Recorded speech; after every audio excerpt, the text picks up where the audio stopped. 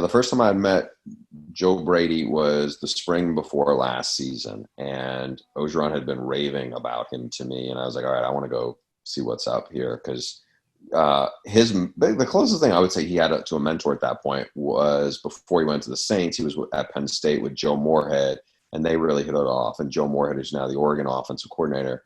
Really brilliant guy and big on the RPO game, and I think that's where Joe learned that. And then Joe got with the Saints, and he was a sponge, and he soaked up, Pete Carmichael and obviously Sean Payton, and being around Drew Brees. And you go in and sit down, and you're like, man, this guy you look at his board, and he has the neatest handwriting of any man I've ever seen. Like, he should be writing the menus on a chalkboard in some expensive cafe or something. But the thing that I think stuck with me more, because I don't think Joe Brady loves the spotlight. I just don't think he has that kind of ego or that kind of personality. I think he's pretty guarded. I mean, the thing that was interesting was, and I didn't realize it at the time, but when I had done this sit-down interview with him, I had done a story for The Athletic about him. This is back in April of whatever it is, 2019, I guess. We were talking, and at some point he basically said, this is really the first interview I've ever done. And it didn't dawn on me till I really, kind of like maybe went home back to California. I kind of thought about it. I was like, you know what? He was never a really great high school player. He was like a reserve wide receiver at an FCS school. And then he was never a position coach really in college. Like, he was a GA at Penn State. Nobody talks to GAs. And he was basically a quality control at the Saints. Nobody's talking to him then. So I think you have a guy who's, I don't want to say he's naive, because he's definitely not naive, but just hasn't really kind of been in that kind of stage yet. But probably the best window I could have for him, and this is why I could see why it works, and this is, I think, important. I'd sit in the back of their team meetings and some of their when they're on the hotel on the road, and you had pretty good access. I had great access. Yes. read this book. My access. I'm going to. So, but you're in those kind of banquet hall chairs, and I'm in the back of the room with O-line GAs and that, and most of the staff is in the last three rows except for Ed, the head coach, who's in the front. And then you're like, early on I was like, where's Brady? And then you realize there's the redhead in the middle with his group of receivers, and Justin Jefferson has his arm around the chair.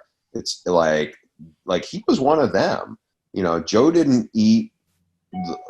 I'm not saying this never happened, because I was with them for, what amounted to 3 games. But usually when dinner happened, the team dinner in those big banquet halls with all the, tables and white cloth, there was 3 tables, 3 or 4 tables of the coaches would eat.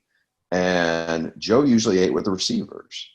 And granted, he was at the time 30, but it wasn't like he was 20, he was 30. And you could see, I noticed it especially with Justin Jefferson has this really gregarious personality. He's a fun kid to be around. And so you kind of saw that. And Jamar Chase has it to somewhat of probably not to the extent I thought I see with Justin Jefferson, but Joe Brady was kind of in the middle of those guys, and so you'd see him play these quick reaction receiver games off to the side at practice with them, and he kept everything fun. And so, it's not going to surprise me if he gets an opportunity. I don't know if, I can't tell you I know Sean McVay, so I've met him, but I don't know him. So I don't know if there's the same kind of dynamic.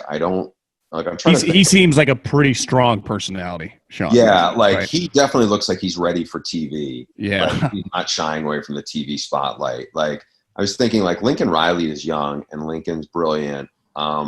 Lincoln always, to me, and I knew him in those Leach days, he was always 19 going on 40 or 35. So he's kind of been who he is. I don't know, I'm trying to think of I think Kyle has a little Lincoln in him. He's a little older than his. Yeah. He's pretty serious. He's not a huge spotlight guy.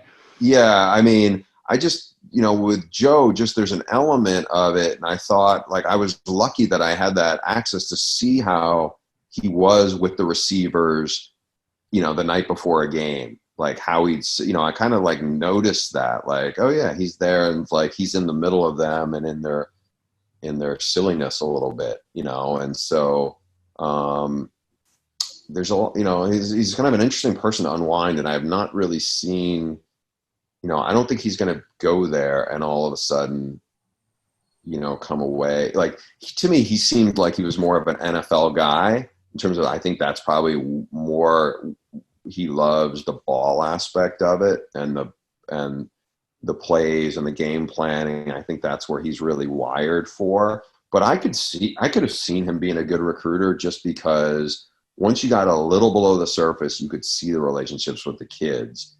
And that was genuine. He wasn't doing it for my benefit, because he didn't know I was, you know, sitting back, you know, probably 20 rows behind him and saw it, you know.